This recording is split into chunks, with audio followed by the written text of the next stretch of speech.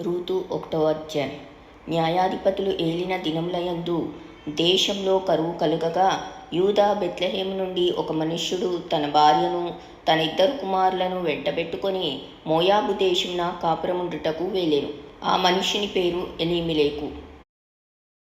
అతని భార్య పేరు నయోమి.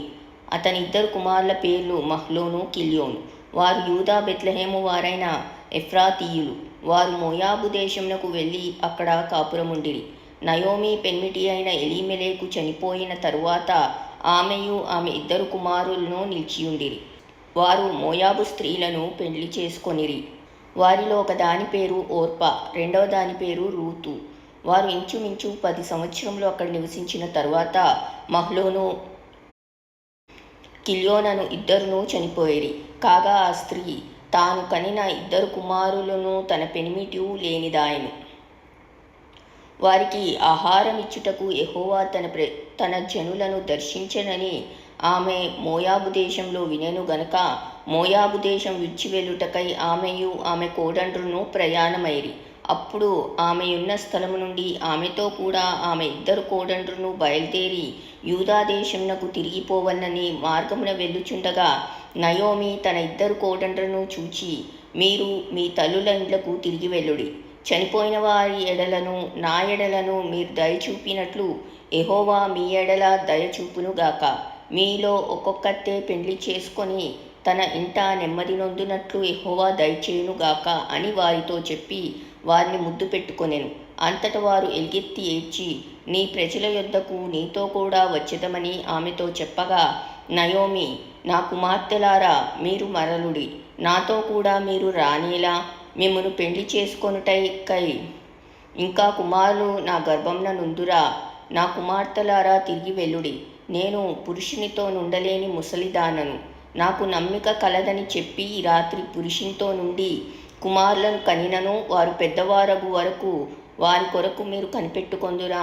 మీరు వారి కొరకు కనిపెట్టుకొని పురుషులు లేక ఒంటరి కత్తలై ఉందురా. నా కుమార్తెలారా, అది కూడదు. యెహోవా నాకు విరోధి ఆయెను. అది మిమ్మును నొప్పించినంత కంటే నన్ను మరి ఎక్కువగా నొప్పించినదని వారితో చెప్పాను. వారు ఎలుగెత్తి ఏడ్వగా ఓర్పా తన అత్తను ముద్దు పెట్టుకొనెను. రూతు ఆమెను హత్తుకొనెను. ఇట్లుండగా ఆమె, ఇదిగో నీ తోడికోడలు తన జనుల యొద్దకును తన దేవుని యొద్దకును తిరిగిపోయినదే. నీవును నీ తోడికోడలు వెంబడి వెళ్ళుమనెను. అందుకు రూతు, నా వెంబడి రావద్దనియు నన్ను విడిచిపెట్టుమనియు నన్ను బతిమాలు కొనవద్దు. నీవు వెళ్ళు చోటికే నేను వచ్చేదను. నీవు నివసించు చోటనే నేను నివసించేదను. నీ జనమే నా జనము, నీ దేవుడే నా దేవుడు. నీవు మృతి బొందు చోటను నేను మృతి నొందెదను. అక్కడనే పాతి పెట్టబడేదను. మరణం తప్ప మరి ఏదైనను నిన్ను నన్ను ప్రత్యేకించిన ఎడల యెహోవా నాకు ఎంత కీడైనా చేయునుగాక అనెను. తనతో కూడా వచ్చుటకు ఆమెకు మనసు కుదిరినదని నయోమి తెలుసుకున్నప్పుడు అందుని గురించి ఆమెతో మాట్లాడుట మానెను గనుక వారిద్దరూ బెత్లెహేమునకు వచ్చి వరకు ప్రయాణం చేసిరి.